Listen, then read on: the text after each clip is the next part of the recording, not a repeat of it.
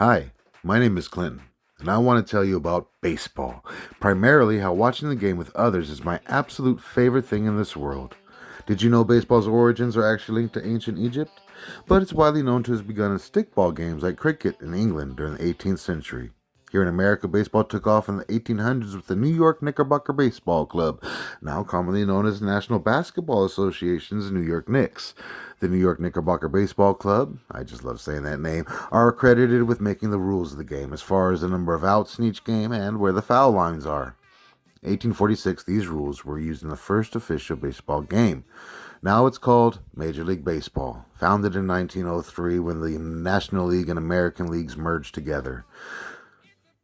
Now that we got the old introduction out of the way, let's move on to the meat of this presentation, watching baseball with others. I'll start with a study I read and published in December 6, 2024. This study posed the question of how watching sports empowers people's sense of well-being. This study of 885 participants from different provinces and cities in China found that watching sporting events significantly and positively affected subjective well-being, social interaction, and emotional experience.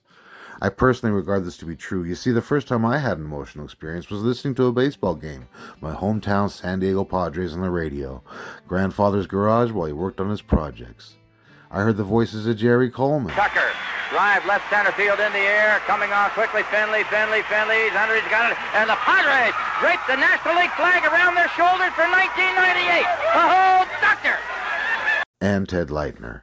I learned how to use my imagination to follow the game. I could see the players sliding into home plate, jumping to reach the line drive, and hitting the ever-elusive home run. Now, I don't want to bore you with the fundamentals and the rules of the game, so I highly encourage you. Ask a friend, a family member. Have they ever heard of baseball? Do they like it? Ask them to go to a Little League game or friendly get-together at a park where you can watch some players practice. It'd be cool to get tickets to a local high school or college game. So inclined, maybe an MLB game. Now, if you do enjoy an MLB game with others, you can connect with your party with a now revamped and fast-paced game. New rules for pitchers, having 15-second pitch clocks, and in the event of a tie where extra innings are involved, there's now a player on second base, which makes it easier to get them home and score that point to win the game. I do remember going to see games every year with my Aunt Sherry, who left me with a scorecard of one of the games we went to. Lasting memory of her, and since her passing, I'm able to look back and enjoy that and all the other fun times we had together. She took most of the family to a game each year, and she had San Diego Padres season tickets with her husband Jim, right behind right field. I always loved watching the greats play right in front of me, like Tony Gwynn, Brian Giles, Will Venable, and Fernando Tatis Jr. I firmly believe that the excitement of this experience will develop into a core memory inside of you.